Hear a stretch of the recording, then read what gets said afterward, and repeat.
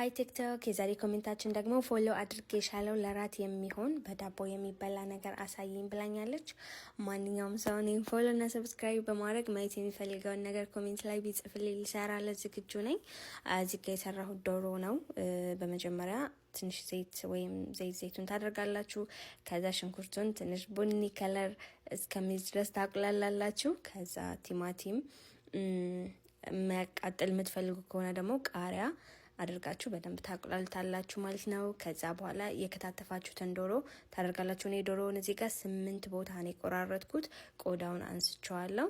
ከዛ ነጭ ሽንኩርት፣ ዝንጅብል እና የሚያቃጥል ቃሪያ አድርጌበታለሁ። የተጠቀምኳቸው ቅመሞች 2 ፍሬ ማጂ፣ 1 ማንኪያ ቆንዶ በርበሬ፣ እርድ፣ ከሞን እና የሆነ ቀይ ቅመም ነው ስሙን አላውቀውም።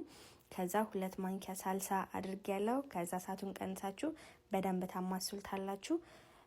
ከዛ 1 ማንኪያ እርጎ እናደርግበታለን። ወጥ ላይ ምናምን እርጎ አይደረግም ምናምን አትበሉ። በቃ ኮሜንት ላይ ያኔ ሁሉም እንደ ቤቱ እንዳሰራሩ ነው። ከዛ እሳቱን ቀንሰን በደንብ እናቁላለዋለን። መጨረሻ ላይ የድንብላል ቅጠልና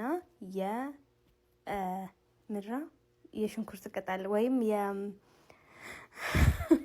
የባሮ ቅጠል ከትፈን እናደርግበታለን። ሾው ፈልጀማል ብስሚላ ማሻአላ። እንዳያችሁት ይሄ ምግብ ቁርስ ላይ ሳይሆን ምሳ ላይ፣ እራት ላይ በፈለጋችሁበት ስፈልጉ፣ በዳቦ ስፈልጉ፣ በሩዝ በእንጀራ እንኳን አይሆንማ እና በሁሉም መጠቀም መመገብ ትችላላችሁ።